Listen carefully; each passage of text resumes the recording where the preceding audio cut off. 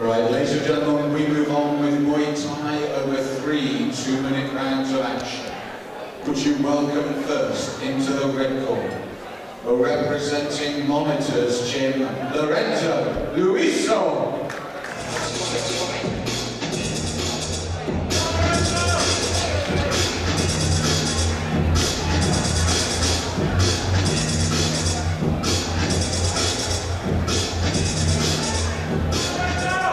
And would you welcome his opponent into the blue corner, representing Stafford Thai, Mick Brown.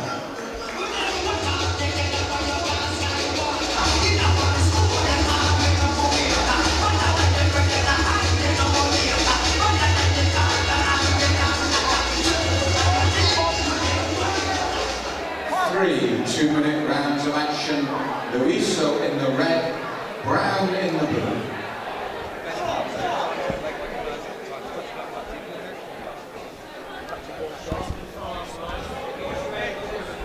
So Chris, we're back with the Muay Thai. Lorenzo LUISO from Monitor's Gym against Mick Brown from Stafford Thai.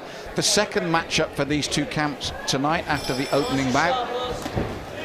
And a very interesting contrast of styles. Look for LUISO to stick and move. They're looking to be very quick, beat his opponent and Mr. Mick Brown to the combinations and to the initiation of the exchanges. Mick, as you can see, wants to get a hold of him and bully him in the clinch and use his superior strength. Well, as you saw twice there, he caught that lead leg and looked to retaliate. So Lorenzo will really have to snap out those kicks, because we've seen immediately that Mick instinctively grabs and looks to strike back. And you can see Mick loading up. It's going to be a case of speed and agility versus strength and power.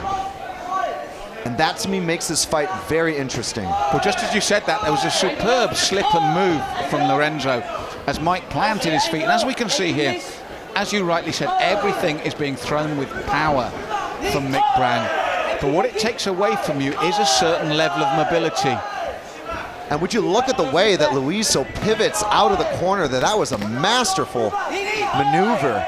Again, he tried to do it there, but then Mick got a hold of him in the clinch, and that was the difference. But big knee to the body, that one hurt him. LUISO cracked him. You're right. Mick Brown felt that, Chris. It came right through the channel and slowed Mick up. And as I said, the one problem for the man from the blue corner is when everything is thrown with deadly intent and real power, you lose a bit of your speed, you lose a bit of your mobility. And Lorenzo LUISO is capitalizing on that. I love the way, though, that LUISO is willing to trade, but more on his terms, using that placement and precision. What he's got to look out for, Chris, is that right leg. When he throws it instinctively, Mick wants to catch it and work, and as I said, he's looking for that power. LUISO, that's better. When you throw it lower, that's much easier to catch. Then he threw the left hook on the end. Nice 2-3 combination there again from LUISO. I think LUISO thinks he's got him hurt there to the basket, the bread basket, excuse me. Well, an excellent opening round for one reason and one reason alone: a superb clash of styles. Mick wanted to plant every move. He wanted to stand there and really bang, but it took away a bit of his mobility and his speed. Lorenzo wanted to snap in, snap out. The one danger for him was when Mick caught the legs, and you could see Mick wanted to be in the clinch. When you look at the two styles, Lorenzo dictated the pace on that. And the other thing that LUISO did very well was the body work. When you've got a guy like that who's strong, physically imposing, one of the great ways to slow him down early is to start to work the midsection, and that's exactly what LUISO did. I think the most significant strike of that round was that left knee to the midsection, Malk. It was spectacular, it was accurate, it was speedy, and it was on point. You're right, and it stopped Mick in his tracks. Now for Mick, I'd like to see him just a bit lighter on his toes and think about the combinations before he really plants for those hurtful shots, because he's got a speedy campaigner, a mobile campaigner in front of him, which is making it very difficult for him. So round two, let's see if the tactics stay the same. I'm certain that Lorenzo LUISO will be told, just keep doing what you're doing.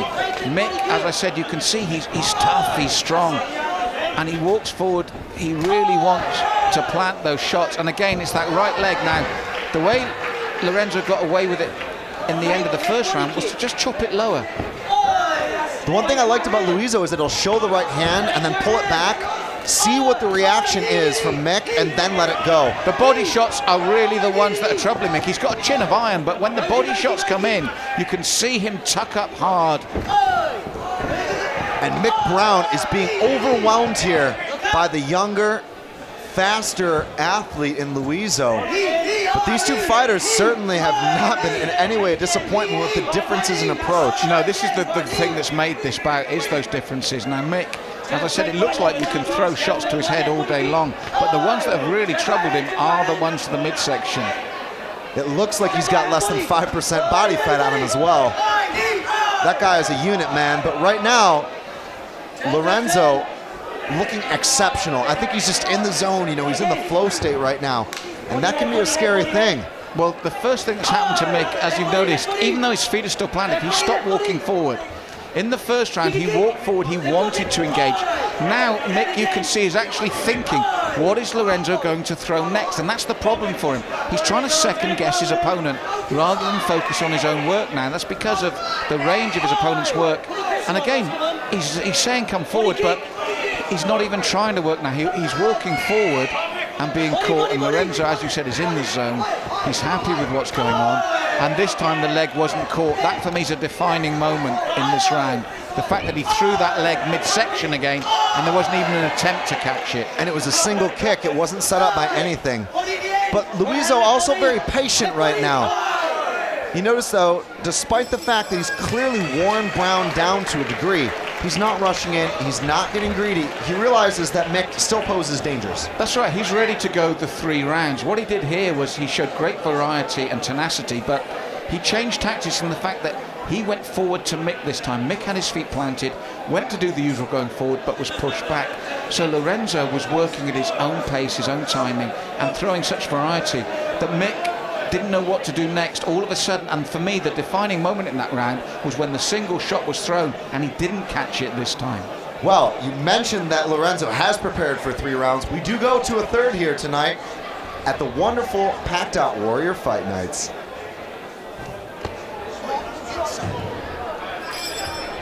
So 3rd and final round, and we need a change of tactics from Mick Brown here because the pace has been stepped up.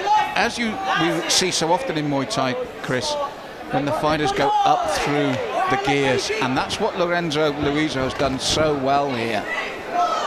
But Mick looks pretty fresh. He landed a very clean right round kick.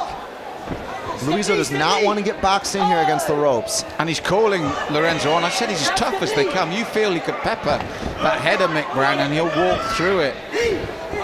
Nice economical movements from Lorenzo with that check. He raises his leg just enough to deflect that shot, but not too much that he gets caught out of position. And they're calling Mick on, and rightly so. He needs to bite down on that gum shield, pull forward and throw shots. Now's the time to do it when you control the outer 2/3 of the ring, when you've got your man backed up against the edge of space. See right there, though, LUISO notices that. He's almost got a rear view mirror there and knows exactly when to circle out to his left. Sorry, Chris, there was a big smile there from me as you were talking because Mick Brown nodded and said, come on. He is such a tough man. But you know what? It's not enough. In the way this fight has gone, Lorenzo's exploited that toughness by knowing he's always going to be there. He's always just slightly pushing forward. It's actually worked in his opponent's favor. Lunging 1-2 combination from Mick, but LUISO nowhere to be seen, escapes again. Again, look at this right here. He knows exactly when he's got to retreat. And again, he'll find himself with his back up against the rope. He'll blitz and then circle the other way. I love it. Well, what's happening here is you're working a pattern. He's getting Mick into the rhythm of walking forward, walking him down as if he's the man doing the attacking. Then suddenly, and this has been the problem for the man in the blue corner. Again, Lorenzo with the right roundhouse. Well, it's just as Mick sets himself up for his own work, Lorenzo steps in and takes that beat away from him.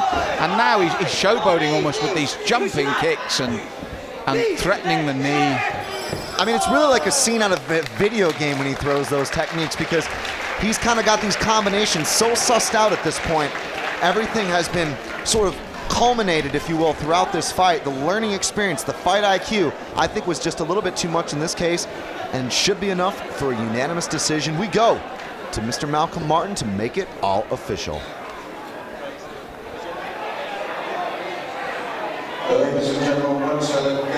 think you'll agree, a cracking Muay Thai fight here. Please, both your warriors in the ring. But we do have a unanimous decision. Our judges in favour of the red